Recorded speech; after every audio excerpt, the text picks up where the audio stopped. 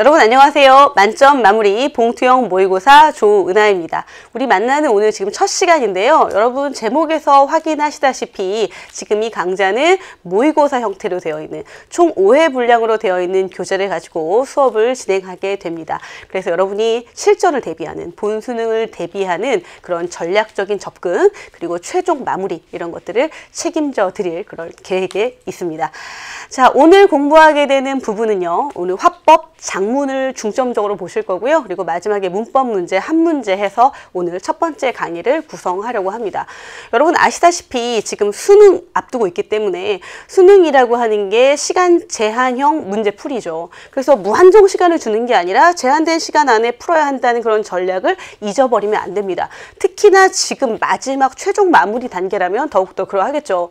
빨리 풀어야 한다라는 걸 알고 있는데 또 그러다가 정확하지 않아도 안 되기 때문에 항상 그 두 마리의 토끼를 한 번에 잡는 일이 어려워서 힘든 거잖아요. 자, 그런데요. 오늘 우리가 살펴보게 되는 화법과 장문 부분에서는 시간에 좀 더 여러분이 더 많은 초점을 두고 공부를 하셔야 됩니다. 문제를 풀 때도 마찬가지고요. 자, 왜 특히 시간 싸움이라고 이야기를 하냐면요. 화법 장문 부분, 특히 화법 부분에서는 난도가 아주 낮게 문제가 출제됩니다. 그래서 지문도 아주 단순하게 구성이 되어 있고요. 문제 유형이라고 하는 것도 굉장히 전형적으로 굳어 있기 때문에 복잡하게 생각한다면 오히려 더 많은 시간을 소요하게 되고 문제를 틀리게 되는 그런 잘못을 범하게 되니까 특별히 시간 단축에 힘을 쓰셔야 합니다. 자, 시간 단축에 힘을 써라 라고는 했는데 어떻게 시간을 단축하죠? 자, 문제를 먼저 보는 전략을 활용하는 게 중요합니다. 나머지 뭐 문학이나 독서에서도 그 전략이 중요하긴 합니다만 화법 장문에서는 반드시 그래야 한다는 거죠. 그래서 어떻게 풀어갈 건지 지문을 읽으면서 같이 풀어야 되는 그런 문제는 어떤 것인지를 빠르게 선정해야 되는 것이 중요합니다. 자, 그럼 진짜 어떻게 하는지 실제 적용하는 연습 한번 해보도록 하겠습니다. 자, 이제 실전입니다. 화법 1번, 2번 있는 지문부터 살펴보도록 하죠. 자, 문제 미리 보라고 했으니까 문제 미리 봅니다. 그리고 특히 화법 부분에서는 말하기 종류를 미리 알려주니까 그것도 살펴보면 좋겠죠. 자, 강연이라고 되어 있어요. 아, 정보 전달하는 그런 말하기일 거고요. 문제 봤더니 1번 첫 번째 문제는 말하기 전략이라고 되어 있어요. 말하기 전략 문제가 빠지지 않고 자주 나오는데요. 이거는 뭐라고 굉장히 비슷하냐면 독서 문제에서 내용 전개 방식 문제하고 아주 유사해요. 그러면 학생들은 내용 전개 방식 내가 잘 틀리는데 라고 생각하겠지만 화법은 앞서서 말씀드린 것처럼 단순하고 쉽기 때문에 오히려 화법에서 쉬운 그런 지문과 유형을 가지고 연습을 해서 독서로 적용하는 그런 연습을 하도록 하위권 학생들에게 제가 연습을 시키기도 해요. 그런 걸 생각한다면 그렇죠. 어렵지 않게 접근할 수 있는 거고요. 내용 전개 방식 문제를 지문 읽으면서 같이 풀어가는 게 유리할 것 같습니다. 두 번째 문제는 뭐 반응의 적절성, 근거를 지문에서 찾는 그런 문제인데요. 지문 다 읽어보고 나서 푸는 게 좋을 것 같습니다. 자, 1번 문제를 미리 보고 그리고 같이 지문을 읽으면서 같이 풀어보기로 했으니까 먼저 한번 확인해 보도록 하겠습니다. 강연자의 말하기 전략이라고 했는데 그러면 쉽다고 얘기했으니까 정말 쉬운가 보죠. 1번 선택지에서 시각자료, 2번에서 권위 있는 다른 사람의 견해, 흔히 뭐 전문가의 견해 이런 말도 하죠. 그 다음에 3번 청중에게 친숙한 소재를 통해서, 그 다음 4번 질문을 던져서, 그 다음에 5번 기존에 가지고 있는 지식과 다른 새로운 정보를 제공하며 라고 했어요. 이런 것들이 어렵지 않게 여러분 머리에 빠르게 들어와야 된다는 거죠. 다 외우지는 않더라도 지문을 읽어가다가 아까 시각자료 하고 돌아올 수 있을 정도로만 빠르게 체크하는 겁니다. 자, 그리고 나서 지문 보면서 확인해 보도록 하죠. 자, 강연이라고 했고요. 첫 번째 문단에서 우리가 꼭 확인해야 되는 거는 화제이죠. 독서에서도 그러한데 화법에서는 꼭 나옵니다. 아니나 다를까 첫 번째 문장에서 옛 그림에 대해 강연할 이라고 했으니까 화제가 옛 그림. 자, 그리고 두 번째 줄에 보니까 옛 그림이라고 하면 다소 낯설게 느끼실 수도 있을 것 같아서 미술 교과서에서 나온 이런 초상화를 가지고 왔대요. 그러면 아까 봤던 3번 선택지가 얼른 떠올라야 되는 거죠. 확인해 봤어요. 친숙한 소재를 통해서 흥미를 이끌어내고 있다. 적절한 선택지죠. 그럼 정답은 아니네요. 정답은 아니고. 자, 그리고 두 번째 문단 가죠. 화면을 보면서라고 했는데 화법에서는 항상 이렇게 괄호 안에 있는 것들이 출제 요소가 되죠. 화면을 봤다고요? 시각 자료를 제시해주고 있는 거니까 1번 선택지도 확인됐습니다. 자, 그리고 나서 이 이재초상을 교과서에서 본 적이 있으시죠? 라고 의문문, 질문이 있어요. 그러면 맞아. 아까 질문을 던져를 확인해 보는 겁니다. 그런데 쉽사리 동그라미 치기 전에 여러분에게 먼저 실전에서 실수하지 않는 전략 막판 뒤집기 하나 제공해드리고 그리고 진행을 해보려고 합니다. 여러분, 선택지 구성 원리라는 거 잊지 않으셔야 됩니다. 여러분 이제 다 알고 있을 텐데요. 잘 보세요. 거의 대부분의 선택지가 이어진 문장으로 되어 있어요. 그죠? 청중에게 질문을 던져.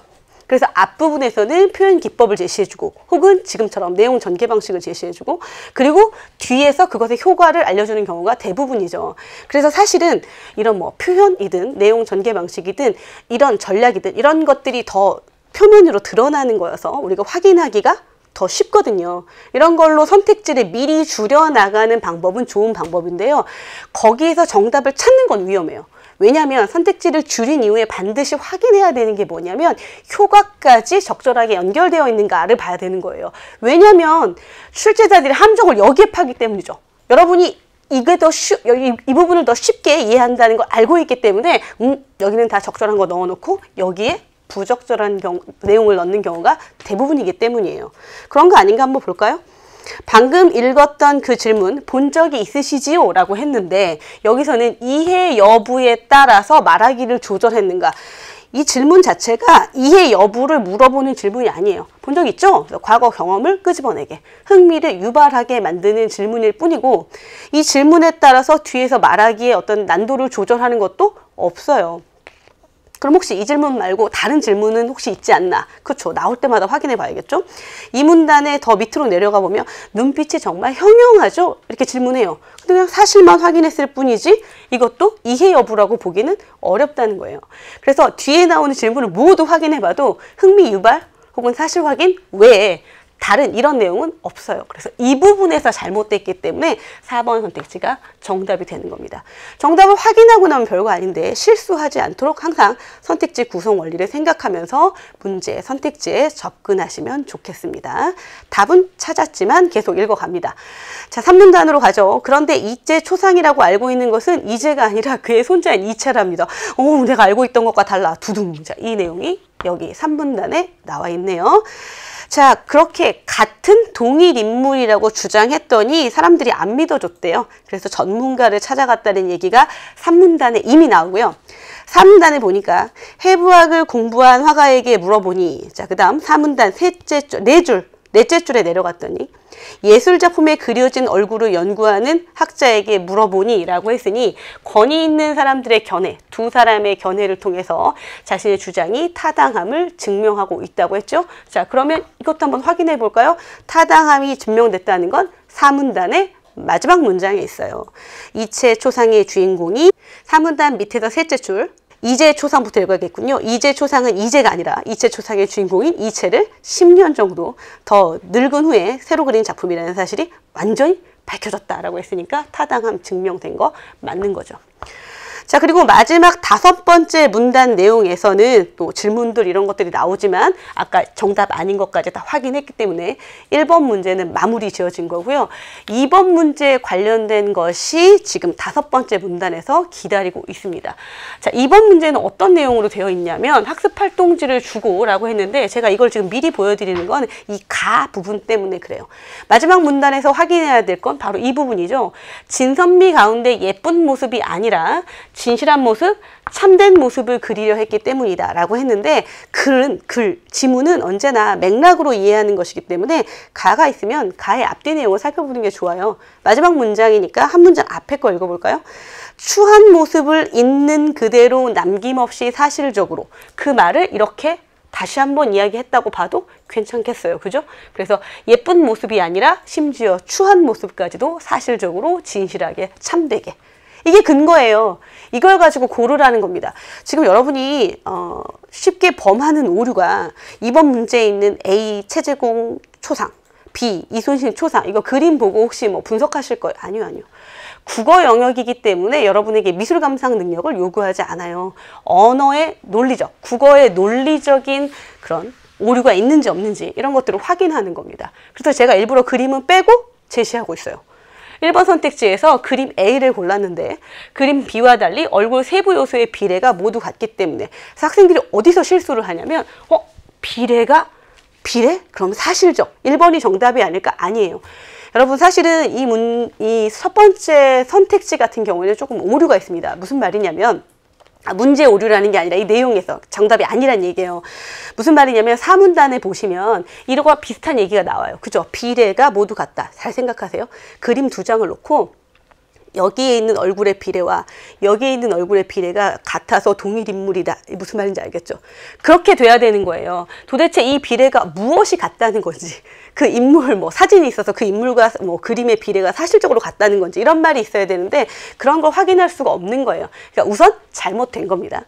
그리고 여러분이 거기까지 생각을 못했다고 한다면 아까 추한 모습까지도 이런 것들을 가지고 온다면 이 얘기가 아니라는 걸 확인할 수 있을 거예요. 자, 2번 선택지 잘 보세요. 사팔뜨기 눈, 아까 봤던 추한 모습과 관련 있죠. 깊은 주름까지 사실적으로 드러낸다. 그래서 2번이 정답이에요. 그런데 보세요. 사실적에서 먼저 여러분 탁 꽂히는 그런 정답이 꽂히는 걸 확인했을 텐데 3번 선택지에서도 그런 얘기가 나와서 사실은 3번 선택지가 매력적인 오답이에요. 그런데 의복의 주름 묘사라고 했으니까 지금 가장 중요한 건 인물이잖아요. 그러니까 의복에 관한 얘기를 했기 때문에 이 부분이 아닌 겁니다. 4번, 5번 선택지는 강조하여 그린다거나 혹은 불필요한 부분을 제거한다거나 하는 건 사실적이라고 진실이라고 보기 어렵죠. 그러니까 뭔가 왜곡이 있기 때문에 이것들은 정답이 아닌 게 되겠죠. 그래서 2번 문제의 정답 2번인 거 확인할 수 있고요. 첫 번째 화법 지문 해결하게 된 겁니다. 자, 그 다음에 두 번째 지문이 있는데요. 여러분 두 번째 지문은 화법과 장문이 융합되어 있는 형태예요. 3번부터 7번까지의 지문이 되는데요. 첫 번째 가 지문은 라디오 방송 대담이라고 해서 화법에 관련된 지문이고요. 나는 학생의 글이라고 해서 장문에 관련된 지문입니다. 그래서 여러분 6월 모의평가에서 이렇게 되어 있는 지문을 확인하고 좀 놀랐던 기억이 있으시죠? 근데 별달리 해결 전략이라 할 것도 없어요. 왜냐하면 그냥 단순히 제재를 융합했을 뿐이지 문제 유형에서는 여전히 큰 차이가 없이 기존에 있었던 전형적인 문제 유형들이 나오고 있어요. 그러면 어렵게 생각하지 마시고 화법은 화법대로 접근, 장문은 장문대로 접근하시면 됩니다. 다만 규모가 좀 크니까 좀 전략적으로 접근해야 되겠죠. 어떻게 해요? 아까 말했잖아요. 문제를 미리 보라고요. 자, 3번 문제 봤더니 말하기 효과라고 했는데 선택지를 훑어보면 아까 1번 문제처럼 전개 방식과 유사해요. 그러면 가 지문을 읽을 때 3번 문제를 함께 풀어도 괜찮겠고요.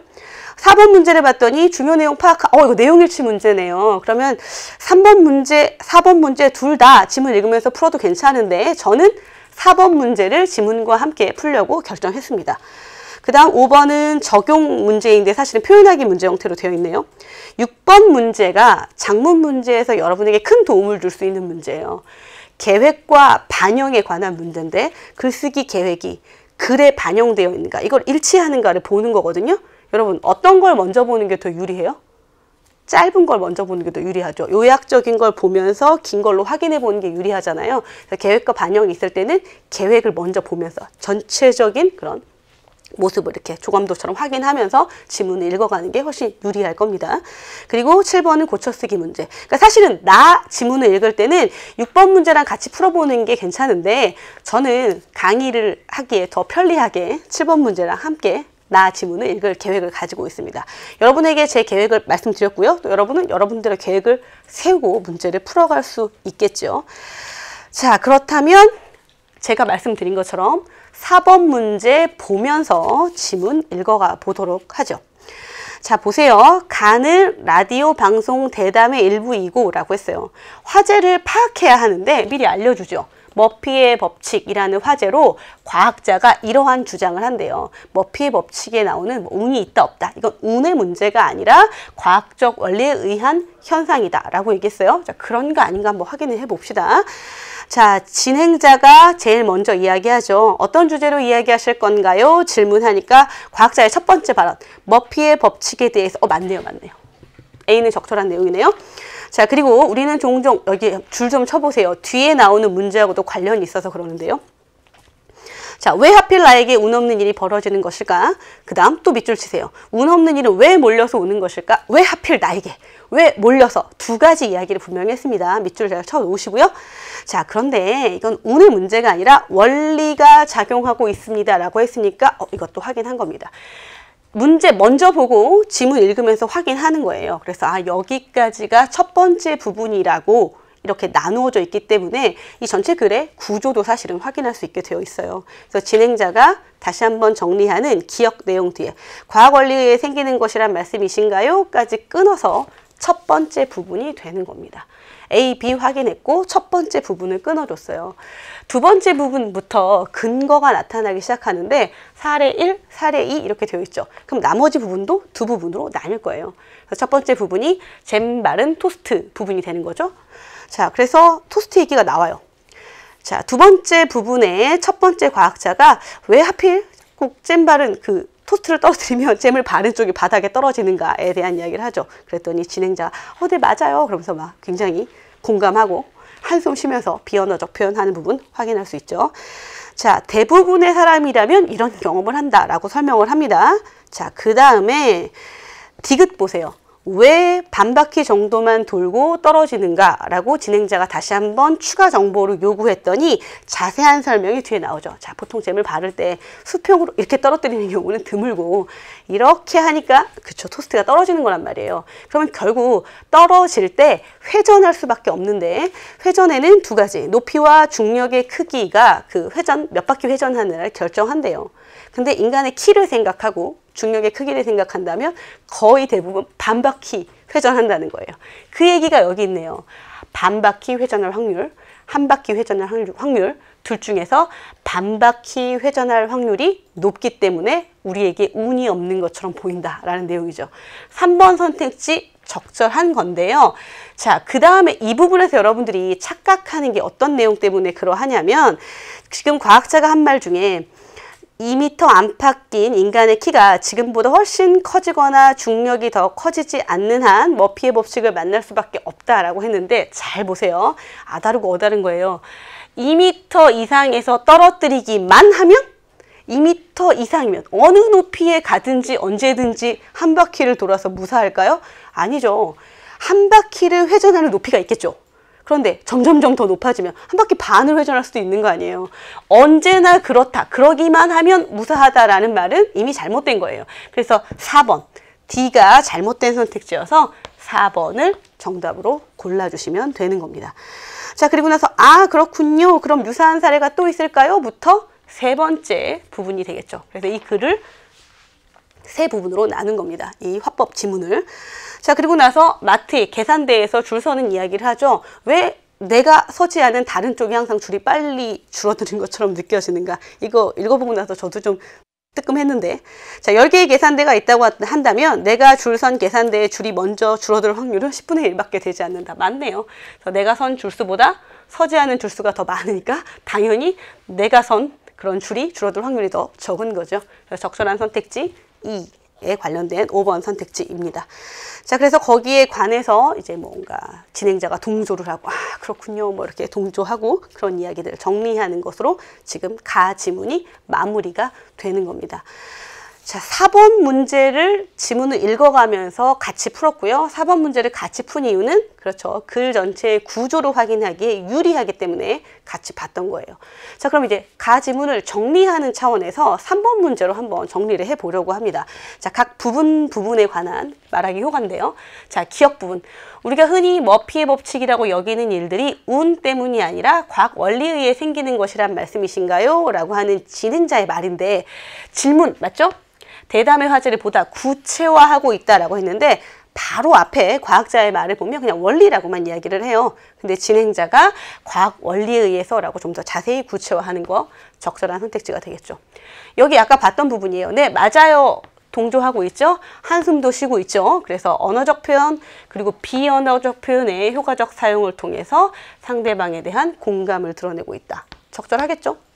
3번 선택지. 왜 반바퀴 정도만 돌고 떨어지는 걸까요? 상대방이 말한 내용에 대한 질문을 통해서 질문했죠? 추가적인 정보, 왜? 라고 하는 이유에 대해서 질문하고 있으니까 적절한 선택지라고 할 수 있겠습니다. 4번 선택지는요. 우리가 운이 없어서 그런 일이 생기는 게 아니었군요 라고 했는데 상대방의 말을 재진술했다라고 했으니까 바로 앞에 내용 읽어보면 되죠. 맞아요. 우리가 운이 없어서 그런 일이 일어나는 게 아니라 확률적일 뿐이다 라고 과학자가 한 말에 대해서 재진술한 거 맞죠? 사실은 5번 선택지가 정답인데 미음도 4번의 그런 성격하고 비슷해요. 앞에서 했던 과학자의 말과 똑같은 견해로 다시 한번 정리하고 있는 부분이거든요.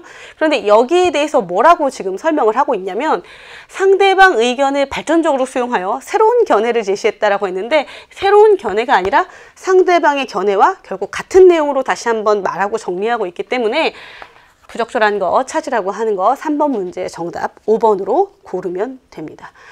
자, 화법 관련된 지문이 가 지문이었는데 그것 가지고 해결하는 거 지금 마쳤고요.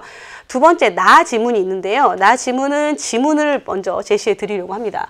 나 지문을 같이 보면서 미리 풀어봐야 될 문제들이 있는데 계획과 반영 문제를 같이 하셔도 되고요. 저는 그냥 7번 문제 고쳐쓰기 문제를 여러분하고 함께 진행해 가려고 합니다. 자, 보세요. 머피의 법칙은 과학이다 라고 시작했는데 지금 7번 문제에서 설명하고자 하는 부분들을 제가 색깔을 좀 다르게 표시를 해봤어요. 7번 문제 1번 선택지에 보니까 제목을 점검하고 있어요. 그래서 이 부분을 보고 과학이라고 오해할 수 있어. 머피의 법칙이 과학인 게 아니라 머피의 법칙이라고 하는 거는 뭔가 안 좋은 일들이 연달아 일어나거나 안 좋은 일이 꼭 나에게만 일어나거나 라고 해서 법칙이라는 말이 붙은 건데 그건 그런 운의 문제가 아니라 그런 일이 일어날 확률이 더 높은 과학적 그런 현상이다 라고 이야기를 한 거잖아요. 근데 이렇게 해놓으면 이 법칙이 과학인 거야? 하고 오해할 수 있다는 거예요. 그래서 뭐라고 바꾸래요? 과학적 관점에서 본 머피의 법칙으로 수정한다. 맞네요. 훨씬 더 자연스럽고 적절한 제목으로 바뀌어요. 그럼 1번 선택지는 적절한 선택지인 겁니다. 자, 그리고 두 번째 선택지는 1문단에서, 여기가 1문단이죠. 1문단에서 세 번째 문장을 삭제해라 라는 내용에서 여기다가 제가 1, 2, 3, 4 일부러 문장 번호까지 적어놓고 여기 색깔을 다르게 했는데 쭉 흐름으로 가보세요. 살다 보면 꼭 나만 운이 없는 것처럼 느껴질 때 이게 머피의 법칙이라는 거죠. 마트에 가서 계산을 하려고 하면 다른 줄은 빨리 줄어드는데 꼭 내가 선 줄은 줄어들지 않는다라고 해서 아까 그쵸? 가 지문에서 확인했던 사례가 하나 있고요. 그런 날은 물건을 잔뜩 들고 있는데 버스도 빨리 오지 않는다. 이거 새로운 내용이 들어갔네요. 그죠? 새로운 내용이 들어갔는데 어때요? 운이 없는 일이 일어나고 있죠. 나만 운이 없는 것 같고 그리고 운이 없는 일들이 연달아 몰려서 일어나는 것 같습니다. 여러분 제가 아까 줄치라고 했던 거 혹시 기억하시는지 모르겠어요? 가 지문에서 과학자가 한 말 중에 두 군데의 밑줄을 치라고 했는데 왜 하필 나에게 일어나는가 그리고 왜 몰려서 일어나는가 라고 두 군데 밑줄 쳤던 거 기억나세요? 그죠? 그런데 사실은 가 지문에서는 두 번째 왜 몰려서 일어나는가에 대한 설명은 안 하고 그냥 끝이 나버렸어요. 그런데 지금 여기서는 몰려서 일어나는 일까지도 함께 말을 하고 있단 말이에요. 그 가 지문에 있었던 내용을 오히려 더 보완해서 적었다고도 볼 수 있고요. 그리고 그것과 별개로 이 지문의 흐름으로 볼 때 어색하지 않아요. 이럴 때 쓰는 머피의 법칙이라는 일이 잘 풀리지 않고 오히려 꼬이기만 하는 점점 더 안 좋아지는 상황을 나타내는 말이다라고 했기 때문에 이건 삭제해야 될 내용이 아닌 거예요. 그래서 2번 선택지에 대한 설명이 잘못됐기 때문에 2번이 정답이 되는 겁니다. 정답까지는 찾아놨고요. 자, 그러고 나면 두 번째 문단 들어가서 확인해야겠죠? 머피의 법칙은 하고 시작하는데 자, 미국의 에드워드 공군 기지에서 일하던 머피 대위가 하면서 이제 나오죠.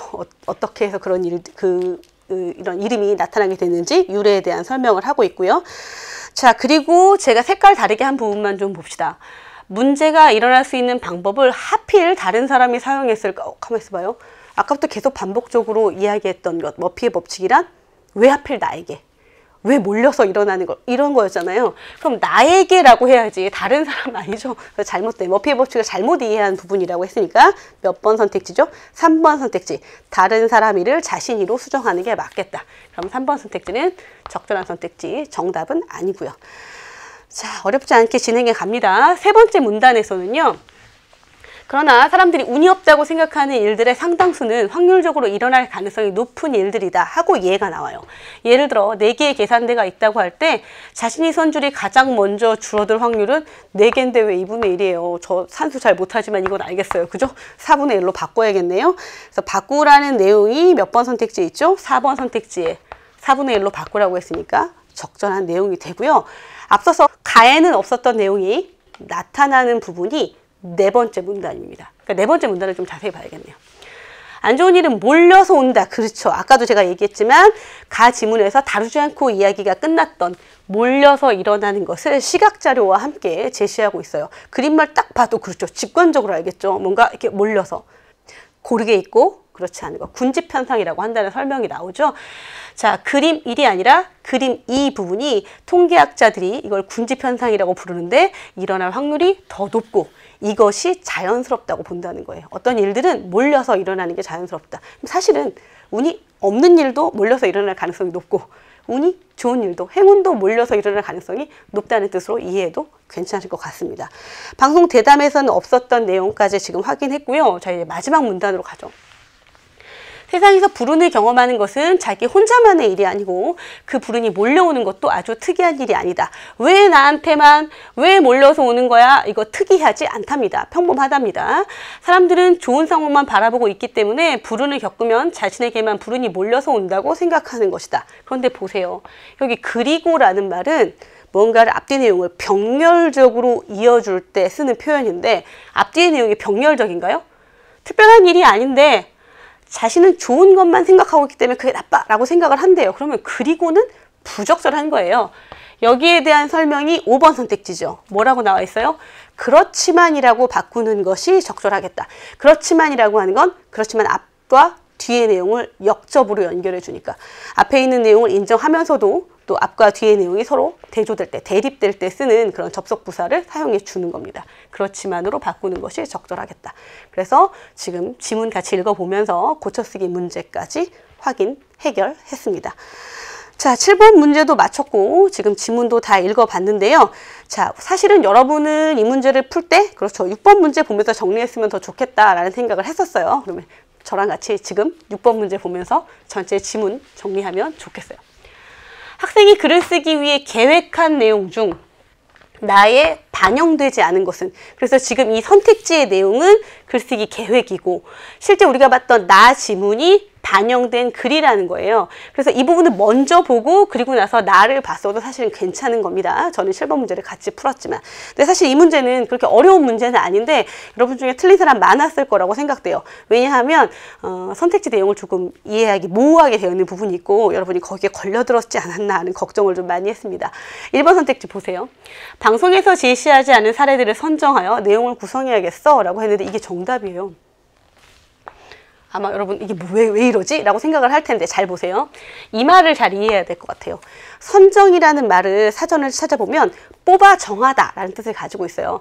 그래서 이 부분에서 출제자가 어떻게 이것을 어떻게 여러분에게 이해하도록 선택지를 제시한 거냐면 방송에서 제시하지 않은 사례들만 그것만 뽑아 정해서 구성해야겠어 라고 쓴 거예요. 근데 실제 지문에 보면 방송에서 제시한 사례도 나오고 마트에서 줄서기 그리고 그 외에 왜 버스도 안 오는 걸까 하는 다른 그죠 제시되지 않은 다른 사례도 가지고 온 거예요.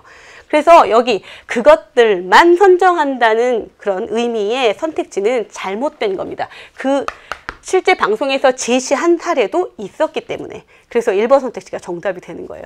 아마 어떤 학생들의 경우에는 이것도 추가해서 나온 거 아니야? 라고 생각할 수 있을 텐데 나머지 선택지를 보면 없던 내용을 추가한다라는 말로 설명을 하고 있어요. 물론 실제 수능이라면 논란의 여지가 있지 않게 좀 더 명확하게 정리를 해줬을 것 같고요. 여러분에게 어휘를 좀 더 명확하게 알아뒀으면 좋겠다라는 의미로 좀 설명을 길게 했습니다. 1번이 정답이고요. 나머지는 다 반영이 돼 있다는 얘기죠. 2번, 방송에서 하지 않았던 머피의 법칙에 대한 정의를 추가하는 게 좋겠어. 방송에 정의가 없었어요. 그런데 그 정의를 나에서는 첫 번째 문단에서 해주고 있으니까 적절한 선택지가 될 거고요. 그 다음 3번 머피의 법칙이라는 말이 어디에서 유래했는지라고 해서 그 사람 이름이라는 거 설명해주고 있었잖아요. 이 부분이 두 번째 문단에 있었어요. 그래서 추가, 가에는 없었던 내용이 들어간 거고요.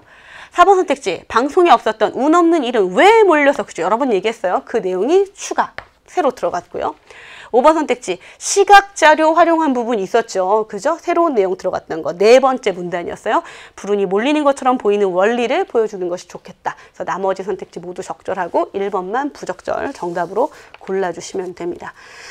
자, 남아있는 문제가 이제 5번 문제가 있죠. 자, 보기는 나를 읽은 친구가 조언한 내용이라고 했는데 어렵게 생각하지 마세요. A에 들어갈 내용이라고 해서 이거 무슨 적용하기 문제 유형이긴 하지만 여러분 입장에선 마치 무엇처럼 보이냐면 표현하기 문제처럼 보여요. 그죠? 그래서 뭐 조건을 주고 거기에 맞게 표현하는 그런 문제 형식으로 되어 있어서 그 연습을 그대로 하시면 됩니다. 자, 보세요. 그런데 여기에 들어갈 수 있는 것처럼 학교에서 접할 수 있는 머피의 법칙의 사례를 넣어보자 라고 했어요. 그렇다면 학교에 관한 내용이 선택지에 들어가야 될 거고요. 그죠? 그리고 그 내용이 머피의 법칙과 관련되는 것이어야 될 거예요. 자, 그런데 잘 봅시다. 우선은 학교에서 접할 수 있는 것인가를 확인해 보면 더 쉽게 선택지를 좀 이렇게 골라낼 수가 있는데 그걸로는 선택지가 하나도 줄어들지 않아요. 제가 미리 봤는데 그럼 뭘 봐야 되는 거죠? 머피의 법칙과 관련되는지를 확인해 보면 될 것 같아요. 자, 1번 선택지 보세요. 딱 한 번 결석했는데 그게 개근상을 놓치게 되었다. 야, 이게 무슨 소리예요? 결석을 하면 개근상을 놓치는 건 너무나 당연한 거죠. 논리적 인과가 맞기 때문에 운과 관련된 머피의 법칙과는 전혀 어울리지 않는 내용이에요. 그럼 탈락. 2번 선택지, 시험에서 답을 고쳤는데, 학교에서 일어날 수 있는 일이죠. 답을 고쳤는데 고치기 전에 답이 정답이 되어서 난 정말 운이 없어 라고 생각하게 만드는, 그래서 2번이 정답이에요. 가장 적절한 걸 찾아준다면 그럼 학생들 입장에서 공감하기가 아주 쉽겠죠. 2번이 정답이에요. 자, 그 다음 3번 선택지, 가창 실기시험에서 실수를 했는데 그 다음에 남들 앞에서 잘 나서지 못하는 것. 이건 하나의 경험이 있는 거죠. 그 경험이 그 나중에 일어나는, 그 이후에 일어나는 행동에 영향을 미치는 거예요. 여러분이 사실은 잘 쓰는 말인데 트라우마라고 하잖아요. 그것과 관련이 있는 내용이에요. 이건 머피의 법칙하고는 관련이 없는 거죠. 이 경험으로 인해서 이러한 행동에 영향을 미치게 된 거니까 그럼 부적절해서 정답 아니고요. 사실은 여러분이 많이 헷갈렸을 법한 게 4번 선택지예요. 숙제를 해오지 못했는데 마침 선생님이 숙제 검사를 하지 않은, 이거 운하고 관련이 있거든요. 근데 이거는 반대의 경우죠. 머피의 법칙은 운이 없다라고 하는 건데 여기는 운이 좋은 거네요. 그죠? 괜찮네요.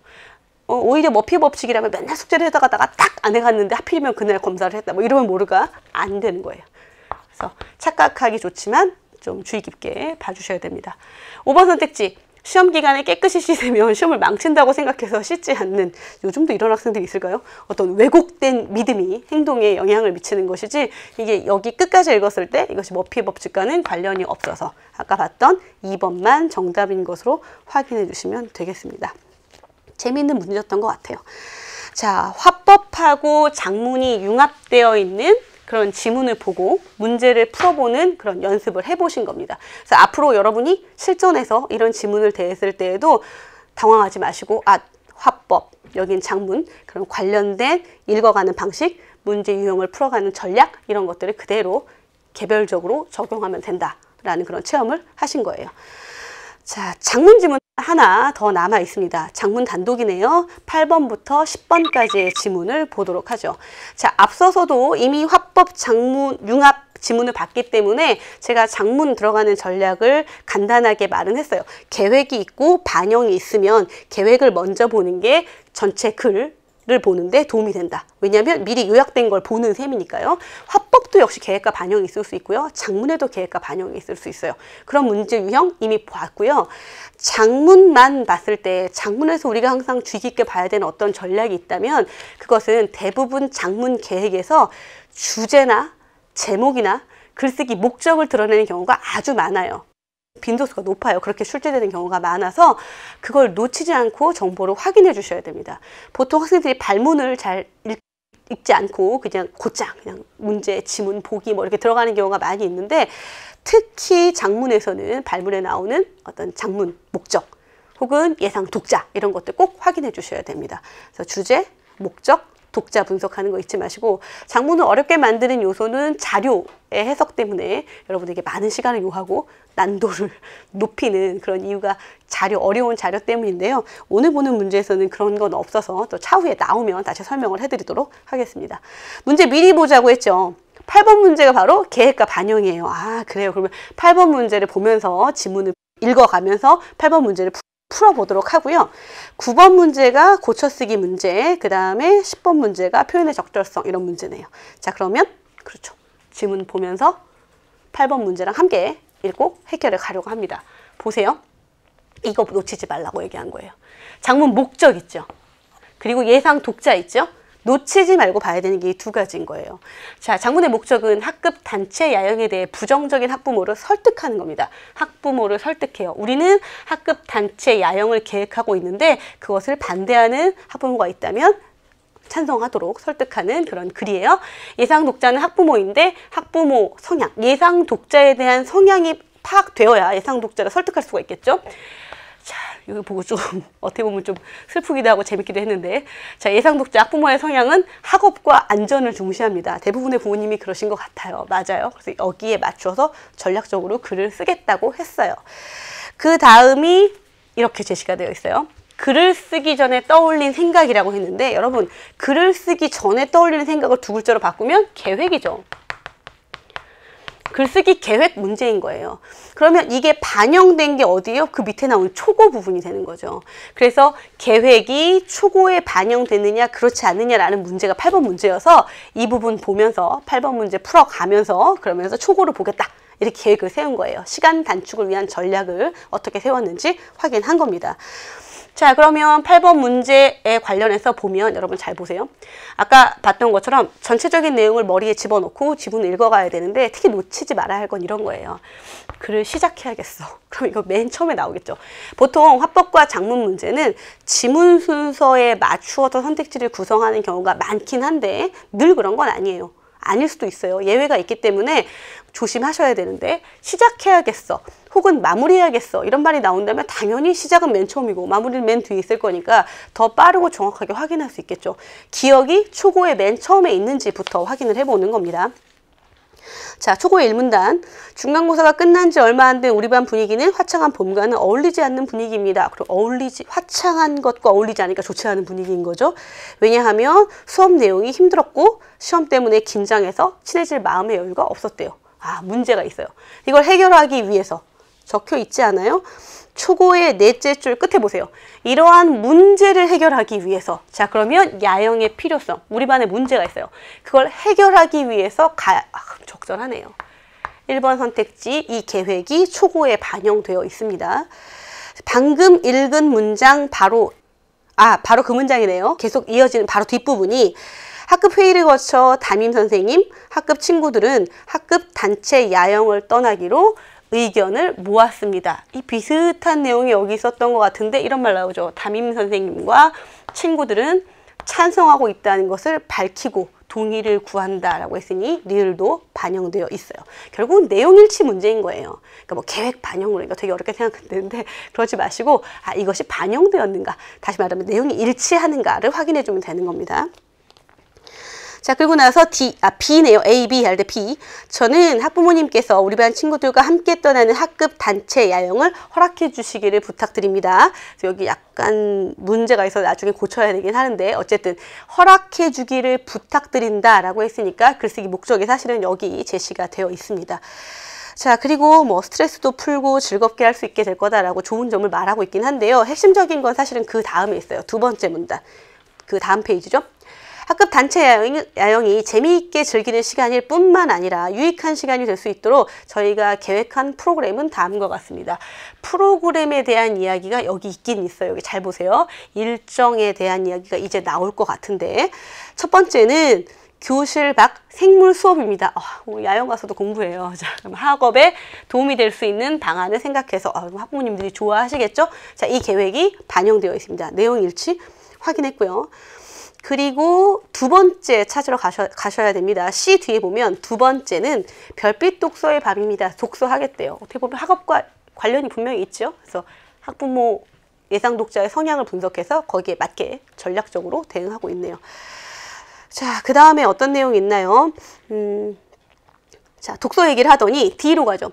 제가 가장 감명 깊게 읽었던 책은 뭐뭐입니다. 지금 프로그램 설명하는 중 아니었어요? 일정을 설명하고 있는데 갑자기 자기가 좋아하는 책 얘기를 했으니까 너무 어울리지 않는 내용이죠? 삭제할 가능성이 높습니다. 자, 책에 대해 이야기하면서 자신들의 이야기도 함께 나누다 보면 시간이 잘 흘러가겠죠. 3문단 가죠. 다만 학교를 벗어나는 곳에서 밤을 새우는 활동이므로 안전 문제와 관련된 염려가 있을 수 있어요. 학부모 안전, 학부모 성향 반영한 그런 계획이었는데 여기 나옵니다. 밤에 외부인 출입이 제한되고 CCTV가 24시간 있어서 살펴볼 수 있는 그래서 여기도 역시 대비되는 내용이 있어요. 자, 그러면 잘 보세요. 전체적으로 봤을 때 전부 다 반영된 것처럼 보이죠. 그런데 누차 말씀드리지만 일정이라는 단어만 나왔다고 이게 정답 아니에요. 이게 정답인 게 아니라 보세요. 구체적인 일정을 순차적으로 제시해서 여러분에게 이게 나름대로 함정을 판 건데 첫 번째, 두 번째라고 되어 있어요. 그래서 순차적인 것 같아. 근데 여러분 잘 읽어보세요. 순서인가요? 그게 아니라 그냥 항목을 나열한 거예요. 구체적인 일정이 순차적으로 제시되어 있다. 뭐 10시부터 11시까지는 뭐 12시부터 1시까지는 이렇게 제시되어 있는 게 아니라 그냥 나열했을 뿐인 거예요. 나열의 번호일 뿐이죠. 그래서 순차적으로 구체적인 것을 제시한 게 아니어서 마지막 5번이 정답이 되는 겁니다. 놓치기 쉽고 함정도 나름대로 잘 판 문제인 것 같아요.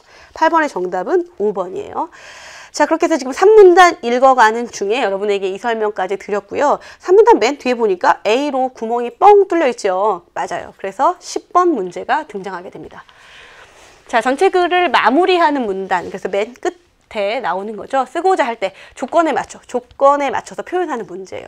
자, 조건에는 여러분 아시다시피 내용 조건, 그 다음에 속담이나 사자성어를 인용하라고 하는 표현 조건 두 가지가 있는데 여러분 잘 아시는 것처럼 눈에 보이는 게 더 쉽지요. 그래서 속담이나 사자성어가 인용되어 있나 안 되어 있나로 선택지를 줄이면 참 좋은데 그렇지 못하게 전부 다 있더라고요. 그럼 어떻게 구별할 수 있냐면 전체적인 내용과 관련한 적절한 속담이냐라는 것, 그 다음에 글의 목적과 예상 독자의 성향을 고려했느냐, 이렇게 내용 조건으로 선택지를 골라줘야만 하는 그런 상황입니다. 자, 이렇게 색깔을 다르게 표현해 드린 것은 여러분이 또 이런 어떤 속담이나 사자성어에 대한 뜻을 좀 다시 한번 최종적으로 확인했으면 하는 바람에서 준비해 봤습니다. 동고동락이라는 말은 괴로움, 즐거움 전부 함께 한다는 뜻이죠. 그런데 여러분 내용으로 보세요. 이 글의 목적은 야영을 허락하도록 설득하는 글인데 고생하러 가는 거 아니었어요. 우리 반 분위기를 좋게 하기 위해서 학업도 안전도 모두 다 책임지겠다, 이런 내용이었는데 고생에 관련된 얘기를 했기 때문에 1번은 정답이 될 수가 없어요. 2번 선택지에서 젊어서 고생은 사서도 한다 라고 했는데 이 말은 젊은 시절의 고생은 장래 발전을 위해서 중요하기 때문에 달게 여겨라, 이런 뜻인데 앞서서 봤던 것과 되게 유사하죠. 1번 선택지하고 고생 얘기를 하고 있는 게 아니에요. 그러니까 이것도 역시 전체적인 내용과 관련이 없어서 정답이 아닙니다. 3번 선택지에 고장난명이라는 말이 있는데요. 이 사자성어의 뜻은요, 한 손뼉 만으로는 소리가, 박수를 칠 수 없는 거죠. 손뼉을 칠 수 없는 거죠. 소리가 울리지 아니한다라는 뜻으로 혼자 힘으로는 무엇을 이룰 수가 없다. 그래서 협력해라 라는 의미가 되는데요. 여기 무슨 얘기가 나오냐면 학부모님까지도 모두가 하나가 돼서 야영을 가자라고 하는데 야영에 학부모님 가실 건 아닌 거거든요. 잘못된 설명이 들어가 있기 때문에 3번도 아닙니다. 4번 선택지는요, 안전한 숙소에서 안전을 위한 약속을 지키면서 진행될 학급 단체 야영은 교실에서 할 수 없었던 즐거운 활동을 하면서도 독서와 학습을 통해 배움을 확장할 수 있는, 벌써 느낌이 오지 않으세요? 안전과 학습이라고 하는 예상 독자의 성향을 그대로 반영하고 있고, 그리고 설득한다는 목적도 잘 반영되어 있고, 거기에 어울리는 사자성어도 있는 거죠. 일거양득이라고 하는 건 한 가지 일을 해서 두 가지 이익을 얻을 수 있다. 우리 두 가지 다 해결할 거거든요 라고 말했으니까 제일 적절한 것 찾는 것 4번이 정답이 됩니다. 마지막 5번 선택지는요, 구더기 무서워 장 못 담글까 라는 말이 있는데 다소 방해되는 것이 있다 하더라도 해야 된다 라고 해서 뭐라고 하죠? 안전과 관련된 문제가 있답니다. 그런데 그냥 가겠대요. 그러면 어울리지 않는 내용이죠. 그냥 가면 안 됩니다. 그래서 부적절한 선택지가 됩니다. 10번 문제 풀었고요. 자, 장문에 관련된 마지막 문제 9번 문제가 남아 있어요. A부터 E까지 고쳐쓰기를 위한 문제인데요. 치루눈이라고 되어 있는 부분이 아주 눈에 거슬렸을 거라고 생각합니다. 잘못된 표현이죠. 치르다 밖에 없는데 그걸 잘못 치루다로 쓰는 경우가 있어요. 그래서 치르다, 시험을 치르다로 바꿔주면 적절합니다. 어려운 건 2번 선택지였어요. 그죠? 저는 학부모님께서 우리 반 친구들과 함께 떠나는 학급 단체 야영을 허락해 주시길 부탁드립니다 라고 했는데 보세요. 야영을 떠나는 주체에 학부모가 포함되는 것인지 아닌지라고 했어요. 무슨 말이냐면 여기 주어가 있는데요. 이 주어가 사실은 허락해 주다의 주어예요. 학부모님이 허락해 달라인데 착각할 수 있는 게 함께 떠나는 애도 걸릴 수 있어요. 학부모님과 함께 떠나는 걸 학부모님께서 허락해달라고도 볼 수 있다는 거죠. 그래서 어떻게 고쳐요? 함께를 지워도 여전히 해결이 되지 않아요. 그래서 부적절한 선택지는 2번이 되는 겁니다. 오류는 잘 잡았는데 고치는 부분이 잘못됐어요. 이것으로는 해결되지가 않아요. 그래서 어떻게 바꾸면 좋죠?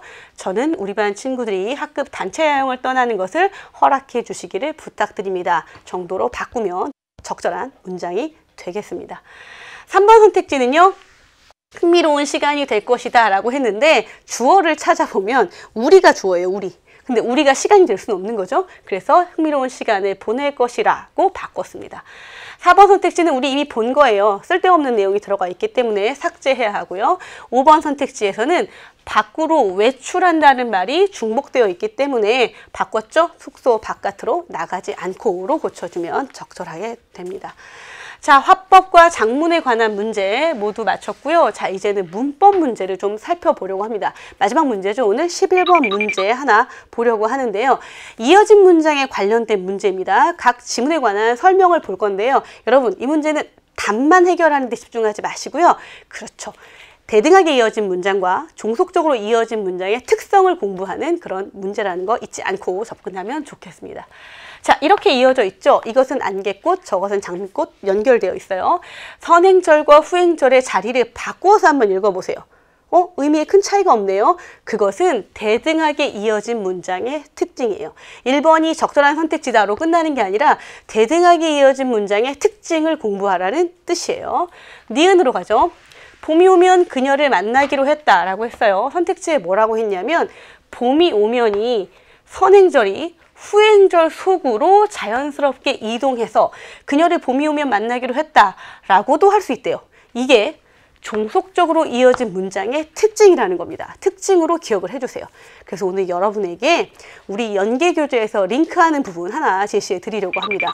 수능 특강 213쪽에 보시면 이것과 똑같은 내용이 제시가 되어 있고요. 특히 그 페이지에 이어진 문장, 그리고 그 중에서도 종속적으로 이어진 문장, 대등하게 이어진 문장에 대한 설명이 잘 나와 있기 때문에 오늘 최종적으로 그 부분 읽으면서 마무리해 주시면 좋겠습니다.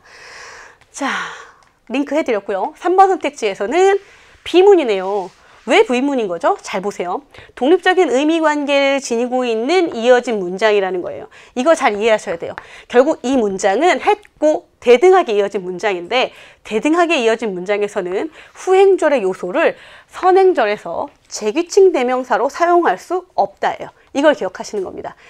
설명이 어렵게 돼 있어 정리해 드린 거예요. 대등하게 이어진 문장에서는 후행절의 요소를 선행절에서 재규칙 대명사로 사용할 수 없다라는 특징을 확인해 주세요. 4번 선택지, 리을은 어떤 내용인가요? 그녀는 친구를 만나고자 그는 약속 장소로. 이상하네요. 여기서 끊어지는데 주어가 달라요. 이상한 문장이라는 느낌이 들어요. 왜냐하면 이 고자라고 하는 건 목적, 의도를 나타내는 그런 연결어미인데 종속적으로 연결될 때 선행절과 후행절의 주어가 일치해야 돼요. 그래서 다르면 안 된다는 겁니다. 그래서 고자, 뭐뭐 하려고 하는 의도, 목적을 사용하고 있을 때에는 선행절과 후행절의 주어가 같아야 한다라고 공부를 하세요. 평서형 종결어미가 온 게 잘못이 아니에요. 의문형으로 바꿔도 이상해요. 그러니까 결국 적절하지 않은 내용 찾으라고 했으니까 4번이 정답인 것을 확인할 수 있습니다. 5번 선택지요. 그가 나를 잊었더라도 혹은 잊겠더라도 다른 건 오로지 ot과 get뿐인 거죠. 그래서 과거 시제 선어말 어미는 가능한데 미래 시제 선어말 어미는 사용할 수 없더라 라는 특징들을 확인해 주시는 겁니다. 자, 이렇게 해서 오늘 화법과 작문 그리고 문법 문제 한 문제까지 잘 정리를 해보셨습니다. 문제풀이 전략에 접근하는 거 잊지 마시고요. 다음 시간에는 문법이 계속 이어지니까 여러분 예습하고 오셨으면 좋겠습니다. 다음 시간에 만나도록 하죠. 안녕히 계세요.